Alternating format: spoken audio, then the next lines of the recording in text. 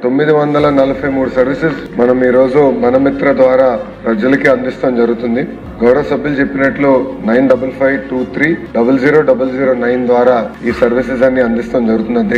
అధ్యక్ష మీరు చూస్తే 1,48,00,000 మంది అంటే సర్వీసెస్ మనం అందిస్తాం జరిగింది అధ్యక్ష. ఇంతేకాకుండా సర్వీసెస్ అయిన తర్వాత కూడా ఆ వినియోగదారు దగ్గర నుంచి ఫీడ్బ్యాక్ తీసుకుంటున్నాం అధ్యక్ష. సర్వీసెస్ ఎలా ఉంది, ఎక్స్పీరియన్స్ ఎలా ఉంది దానిపైన కూడా మేము ఫీడ్బ్యాక్ తీసుకుంటున్నాం. గౌరవ సభ్యులు కూడా చూసుంటారు, ఇప్పుడు AI కూడా అమలు చేస్తాం జరిగింది దీంట్లో. సో దట్ కంబర్సమ్ ప్రాసెస్ మీరు ఏదైతే అన్నారో యూజర్ ఫ్రెండ్లీనెస్ ఇంప్రూవ్ చేయాలి, కొంచెం ఈజ్ ఆఫ్ యూజింగ్ ఉండాలి దానిపైన ఇప్పుడు AIని మనం దీంట్లో ఇంటిగ్రేట్ చేసి అది కూడా అందిస్తాం జరిగింది అధ్యక్ష. గౌరవ సభ్యులు చెప్పినట్లు ఏంటంటే మేము ఎలాంటి డేటా స్టోర్ చేయం ఈ ప్లాట్ఫామ్. వాట్సాప్ అనేది నియర్లీ ఒక హైవే, డేటా అనేది అది డిపార్ట్మెంట్ దగ్గర ఉంటుంది లేదంటే యూజర్ దగ్గర ఉంటుంది, మేము స్టోర్ చేయం. సో ఫర్ ఎగ్జాంపుల్ గౌరవ సభ్యులు చెప్పినట్లు కరెంటు బిల్ కట్టాలంటే ఆ బిల్ నంబర్ ఎంటర్ చేయండి అని ప్రతిసారి అడుగుతాం జరుగుతుంది అధ్యక్ష. దానికి ఎలా పరిష్కరించాలో నేను ఆలోచిస్తాను.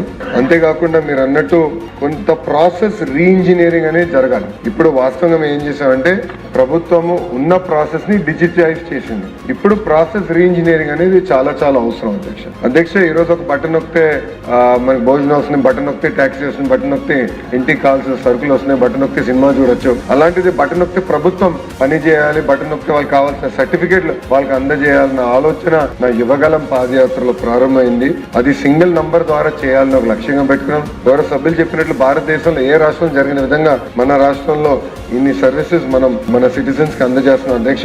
మీరు ఇచ్చిన ఫీడ్బ్యాక్ ఏదైతే రెస్పాన్స్ ఇంకా స్పీడ్ పెంచాలి, అంతేకాకుండా ఆ రిసీప్ట్ కూడా రియల్ టైమ్ లో రావాలి, QR కోడ్ పర్ఫెక్షన్ చేయాలని మీరు చెప్తాం కూడా జరిగింది అధ్యక్ష.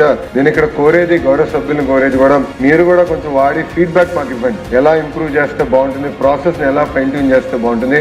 నేను ఒక రీసెర్చ్ టీమ్ పెట్టి every step you're no analysing. కొన్ని డేటా పాయింట్స్ ప్రీ పాపులేట్ చేయొచ్చు, ఆధార్ బేస్డ్ ఆథెంటికేషన్ అయిన తర్వాత కొన్ని డేటా పాయింట్స్ ప్రీ పాపులేట్ చేసాం కూడా అవకాశం ఉంటుంది. సో గౌరవ సభ్యులు కూడా ఫీడ్బ్యాక్ ఇస్తే ఈ సిస్టమ్ ని నెక్స్ట్ నేను ఈ రోజు కూడా రివ్యూ చేసినప్పుడు ఒక 90-day యాక్షన్ ప్లాన్ తీసుకుని మన మిత్ర 2.0 అనేది మనం ఫైన్ ట్యూన్ చేసి లాంచ్ చేద్దామని చెప్తాం కూడా జరిగింది. అంతేకాకుండా పొలిటికల్ గా ఇక్కడ ఉన్న సభ్యులందరూ మనం కూడా డోర్ టు డోర్ క్యాంపెయిన్, ఎందుకంటే ఇది ఒక పెద్ద వరం ప్రజలకి, డోర్ టు డోర్ క్యాంపెయిన్ మనం చేయాల్సిన అవసరం ఉంది. దీనిపైన ఒక డోర్ టు డోర్ క్యాంపెయిన్ చేద్దామని కూడా గౌరవ సభ్యులకి తెలియజేసుకుంటూ వివరాలన్నీ ఇస్తాం జరిగింది.